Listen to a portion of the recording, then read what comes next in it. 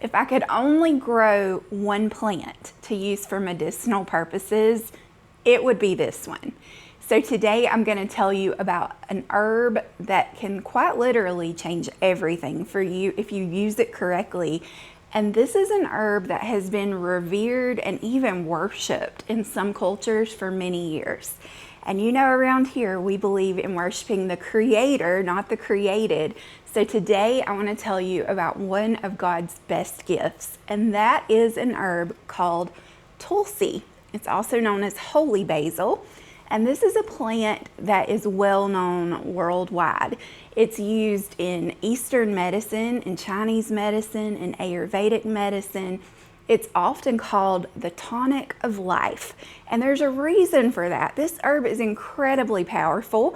And today I'm going to tell you a little bit about it. And I'm also going to show you how to put it into use in your home. So let's get started. So I was first introduced to Tulsi during my battle with Lyme disease. And as I've shared before, I kind of fell in love with herbs once I realized what a difference they could make in my health. And I went back to school. I signed up for herbalism classes and I started to study all different kinds of plants and the way they can affect the body and help us heal. And Tulsi is an herb that once I discovered it, I will never go without it. This is a plant that will always be in my home. And since it's raining today, I can't really show you the herb in the garden, but I can show you this herb in its dried form, and I store it in a mason jar. And I really wish I had smell-o-vision so that you could experience this with me because, oh my goodness, you guys. It smells so good. It has this warm, almost spicy kind of smell. It reminds me of like a really good chai in the fall. Has that same sort of feel to it. So Tulsi is an adaptogen herb. And what that means is it's a balancer. And if I were going to nickname this plant, I would call it the Great Balancer. Because whether you are too high or too low, Tulsi brings you right to the middle. So this is an herb that we can use for lots of people and lots of reasons. It's great for hormone balance. It's well known as a remedy for headaches. And it's also really popular to use for anxiety or depression. And the reason it works for all these different things is because the root cause of all of these problems is imbalance. So by bringing us back to the middle, it can stop a lot of symptoms by hitting them at the root cause. And that's what herbalism is all about. So today we're going to make two things with Tulsi, and then I've got a story for you. And you guys are not going to believe this one, but I'm going to bring in someone that I've actually given Tulsi to, and it has completely changed their life, and I want them to tell you their story. But first, let's use some of this. So the easiest way to use herbs is always with a tea. And if you've never made an herbal tea before, it's so simple. You just need some of the dried plant, and so this is dried Tulsi.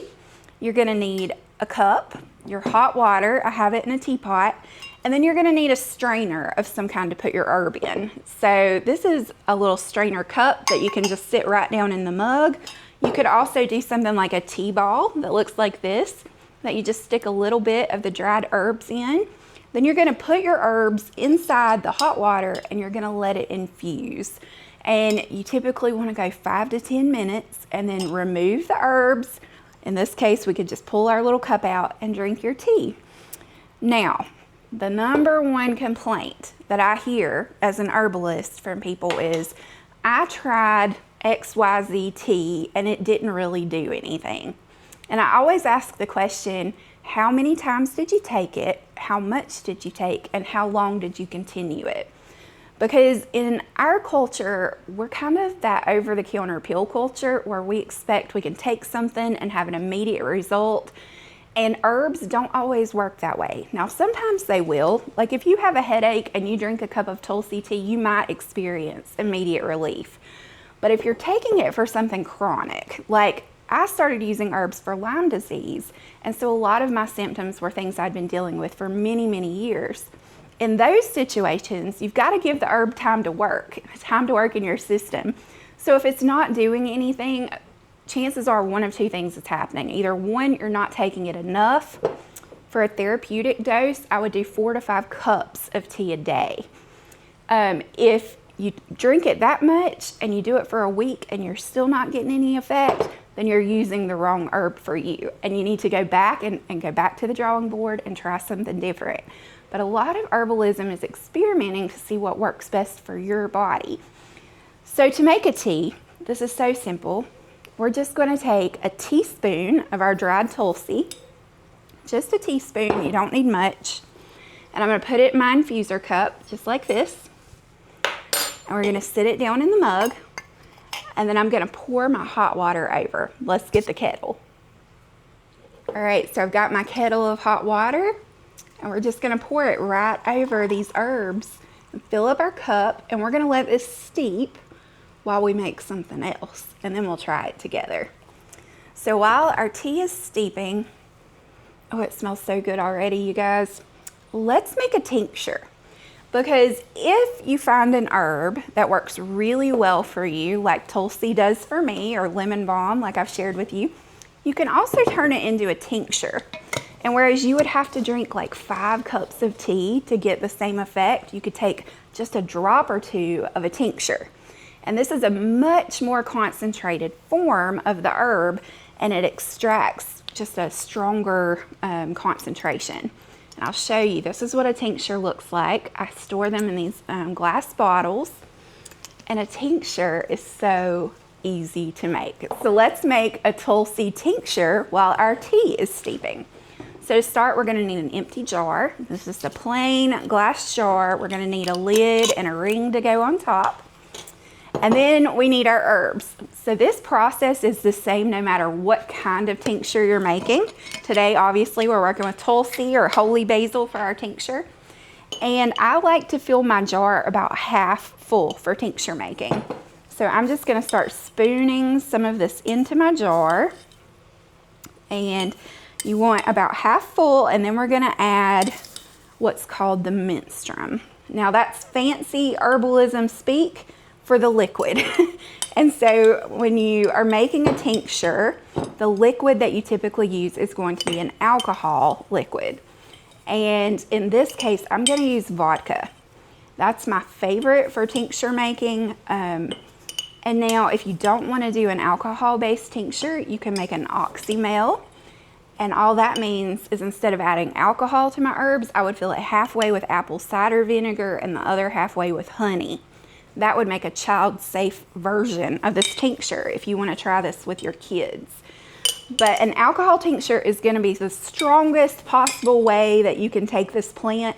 And truthfully, when you hear the story of my friend I'm going to bring in a minute, you'll understand why. Because this is the way that this particular person used Tulsi. So here we go. We have our jar, and then I have in my measuring cup, this is vodka. And you want to use 80% alcohol, right? That's 40 proof, I believe. And it's got to be at least 80% to use for tincture making. So we're just going to pour it right over the herbs to the top, just like that. And then I like to take my spoon and just stir it up good, make sure those herbs are completely submerged. You don't want anything kind of like hanging out at the top. Stir it around good. And then we're going to put on our lid and our ring. And we just made a tincture. It's literally that simple. It's herbs and vodka. Now we have to let this steep, and the amount of time we're going to let it steep really depends who you ask. You want to go at least 4 to 6 weeks, but personally, I let my tinctures go for 8 weeks, so they're just really strong. But it's up to you how long you want to let it go. You want to set this somewhere you won't forget about it, but preferably a cool, dark place. So you could stick it in the kitchen cabinet or just leave it out on the countertop, but you want to shake it every few days. Just keep it stirred up. And then in a couple of months, we can come back and we'll strain it out, and we keep the liquid, and we'll get rid of all of those dried herbs left behind.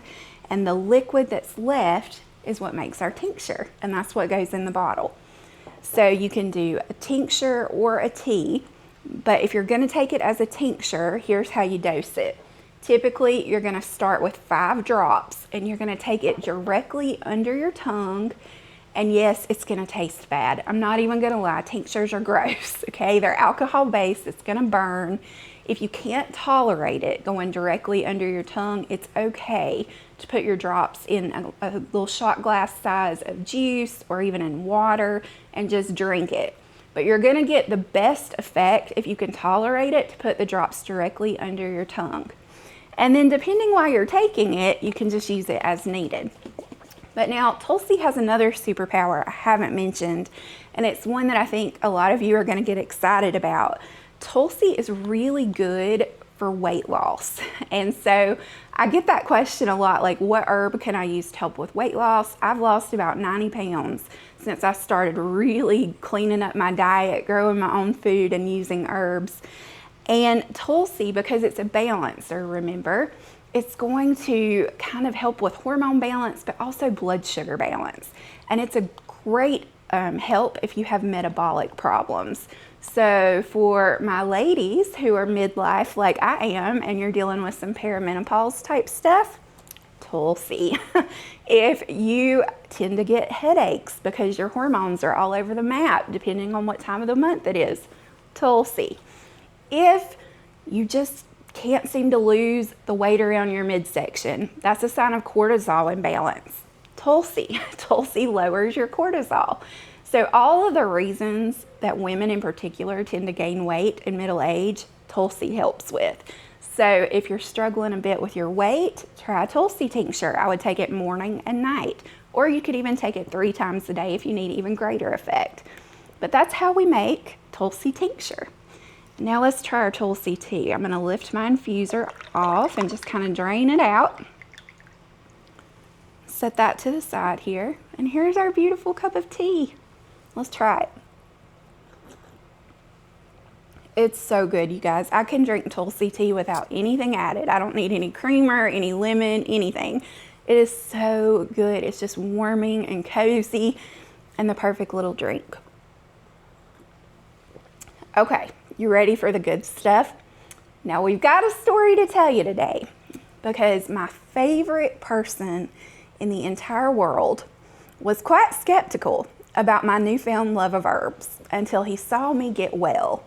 And today he's going to come tell you his story about the herb that changed his life. And spoiler alert, this is it. So let me introduce you to my favorite person who is now a lover of herbs too.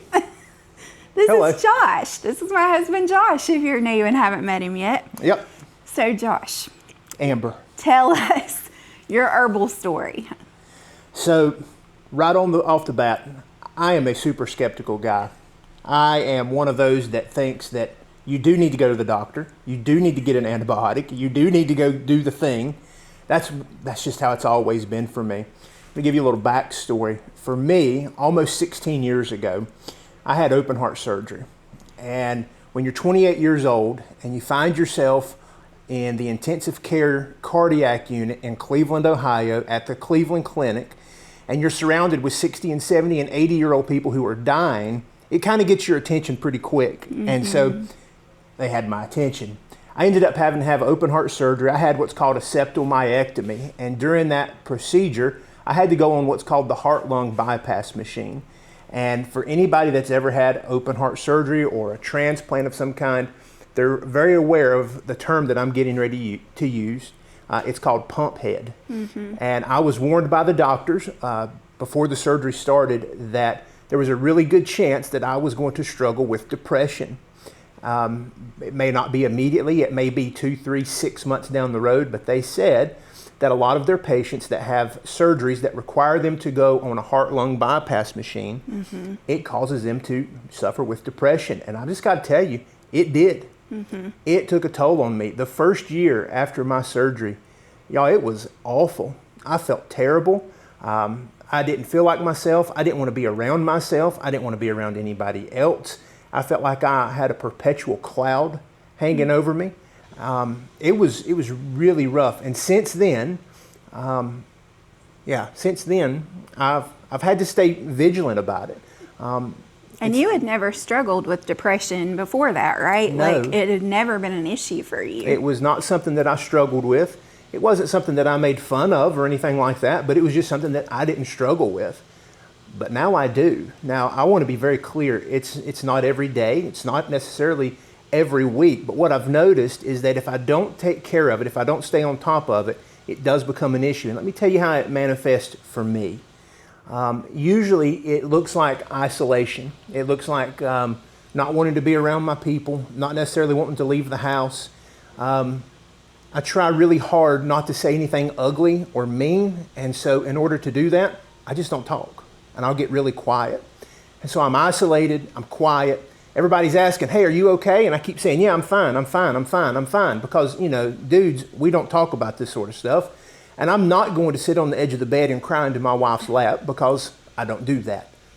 But the reality is that I do have a little bit of a depression issue. And if I don't stay on top of it, it will rear its ugly head and it will cause problems. And for me, it comes out really in anger. If I don't have it under control, I'm going to snap at my kids. I'm going to snap at Amber. And that's not only is that not who I am, that's not who I want to be. Mm-hmm. So a couple years ago, probably 2 years ago now, Amber said, hey, would you like to try a tincture?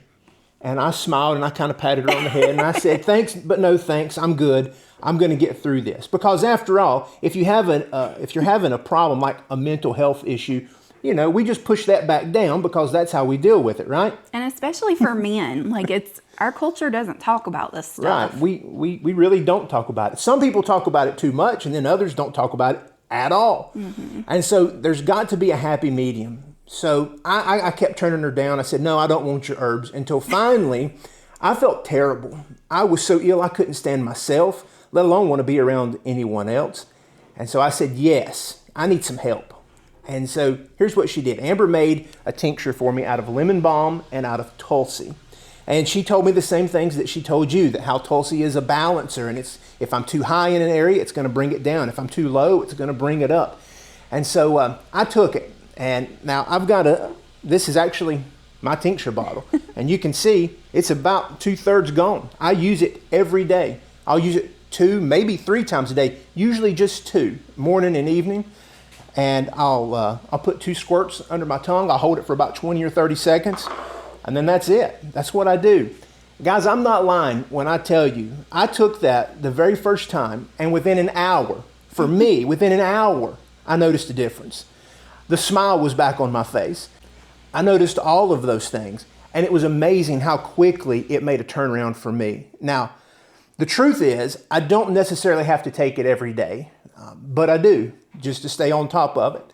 And I have been taking this tincture now regularly for a few months and haven't missed it. And I have not been struggling with going into my dark place, which is pretty common for me. So if you are like me at all, if you struggled at all with just cloudy days, just feeling like you're in a bubble, feeling like you're isolated, feeling like you're just dadgum depressed, if that's you, I'm not telling you not to go to the doctor. If you need to go to the doctor, go. This is not medical advice. I'm telling you my story.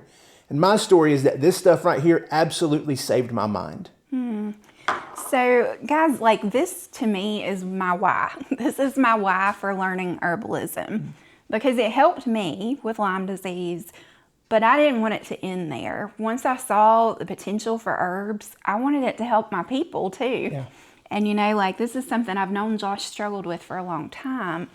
And I really thought, the herbs would help. And so for those of you who maybe you've got a husband that's a little skeptical of your holistic, crunchy ways, sometimes time is all it takes. And for Josh, he only had to try it once, and he felt such a difference that now he requests this. If he gets low, he'll tell me, hey, refill my tincture, please. In fact, I would like to show you something. So he's going to get a surprise. We'll see what he's going to pull off the shelf. But Tulsi, isn't this amazing? And while he's doing that, I do want to give one little word of caution. Now, all herbs are not right for all people. And if you are on blood thinners, you need to be cautious with this one because Tulsi can have a slight blood thinning effect. So if you are taking prescription blood thinners, I would not recommend that you use Tulsi or Holy Basil without talking to your doctor first. And that's really the case for any herb. You want to talk to your healthcare provider. And if your healthcare provider is skeptical and brushing you off, find a new one. I believe in it so much. I've got a quart jar of this stuff sitting over on the herb shelf. I wanted to show you. Yes, it started right here. I'm down to here now. Yeah, that's works. what I used to refill his little bottles. I keep them over there on the apothecary shelf. And she calls it Happy Josh. It is. Yeah, that's the Happy Josh tincture. That's what I call it. And it's equal parts Tulsi tincture and lemon balm tincture that I mix together in one bottle. So if you're thinking about herbs and you're just not sure where to start, choose one plant, whether that be Tulsi or lemon balm or echinacea. Choose one of these plants that we've been talking about together and just start trying it. Try it as a tea, try it as a tincture, and start to experiment and see how your body feels with some plants. And you may find that some don't work as well for you, but they might work for your spouse or for your children. And you've just got to experiment and play around with it and start making some blends and see how things go. But let this be your encouragement that herbs are so worthwhile to learn. And if I could tell you anything, it would be to remember that God loves us so much that He created all these plants that can heal and can help. And a lot of times we just don't stop to notice them. So get in tune with the plants growing around you, whether it's something you forage or something you grow on purpose, or maybe you don't grow herbs and you just order dried herbs online to use to make your own teas and tinctures. You can do that too. You can buy Tulsi in dried form from Star West Botanicals, from Mountain Rose Herbs, Anthony's Organics. Those are some brands you can look at. But you can buy it, even if you don't have a garden to grow it in. I would encourage you to fall in love with herbs. It truly, truly has changed everything for my family.